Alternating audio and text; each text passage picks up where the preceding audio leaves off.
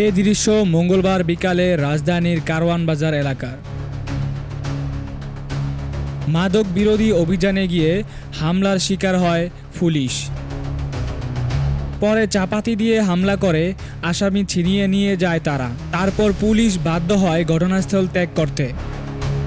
প্রত্যক্ষদর্শীরা দিলেন সেদিনের বর্ণনা।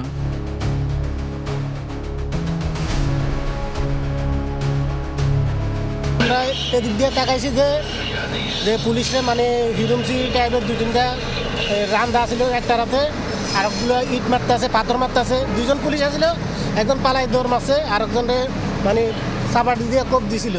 আমরা এখান থেকে দেখছি পুলিশরা মনে করছে দু তিনটা ছেলে ইয়ে করতেছে, মারতেছে, কোয়াইতেছে, এটা দেখছি। এসব বুঝছে পুলিশ বাধ্য হয়ে ছাড়ে দিচ্ছে। এই ঘটনায় আতঙ্কিত স্থানীয় সাধারণ মানুষ ও ব্যবসায়ীরা চান আইন শৃঙ্খলা বাহিনীর আরও বেশি তৎপরতা। আমার তো জানি না, কিন্তু আমি তো জানি না। আচ্ছা, এমনি ঘটনাটা কি? আমরা খালি এইটুকু বলতে পারি না, কারণ আমি তো কিছু জানি না। তারপরে ক্যাম্পা কি হয়েছে যাই না। আমরা ভাই এই জায়গা ঘটনা আমাদের দিকে মারামারি হয়েছেও না, আমরা দেখছি। পুলিশ জানায় হামলার ঘটনার মামলা হয়েছে, গ্রেপ্তার করা হয়েছে দুজনকে। বাকিদের আইনের আওতায় আনতে অভিযান চলছে।